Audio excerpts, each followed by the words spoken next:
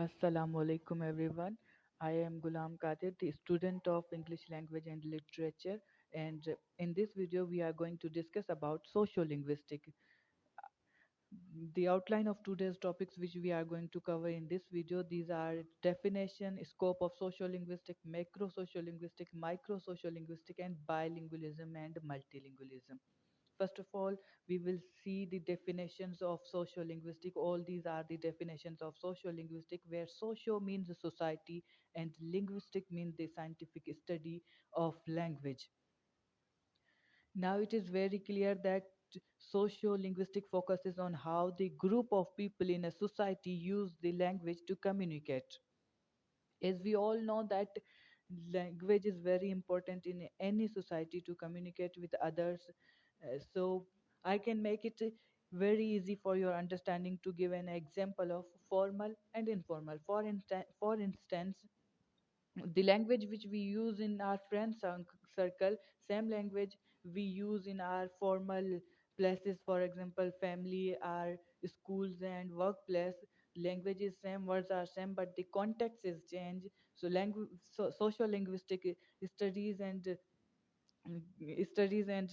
sees that how the context of social context changes the languages, and how the society shapes and reflects language, and how the language shapes and reflects society. And our next topic is scope of sociolinguistics. Scope of sociolinguistics is very easy to understand. The scope of sociolinguistics tells us about the areas, fields which come under the study of sociolinguists. For example, language variation, language and identity, language change, all these things we will understand and we will study in scope of language. Scope of language tells us that how people change their language time to time, and what is the evolution process of language. For instance,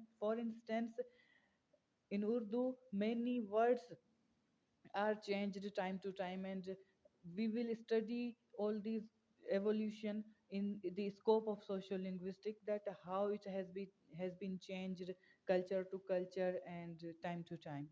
And our next topic is macro social linguistic. Macro social linguistic means large scale group behavior. For instance, we will see macro linguistic country to country. For instance, we will see in micro linguistic that how the Urdu is different to English language. We will not see any group of people or other individual. We will see it in international level. For example, we will see the outside of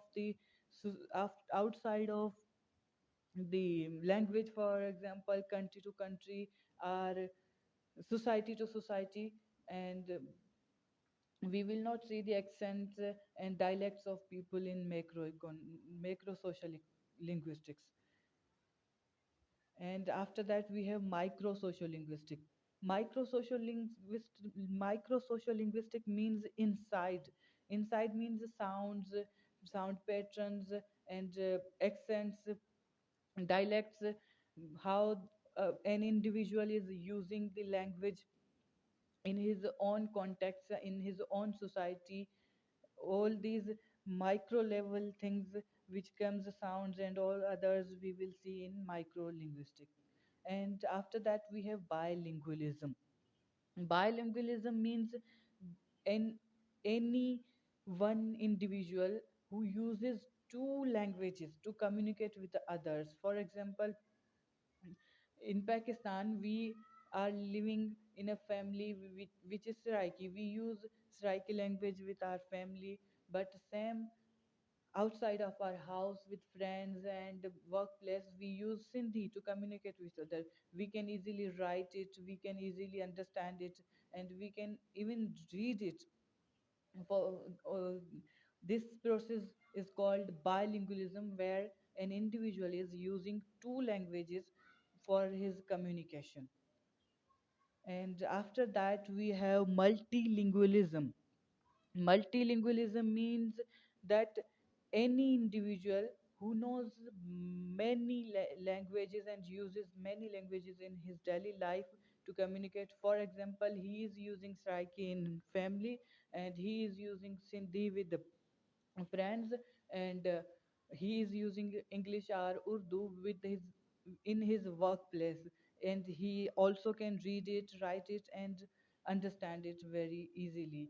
These This process is called multilingualism, where an individual is using many languages to communicate.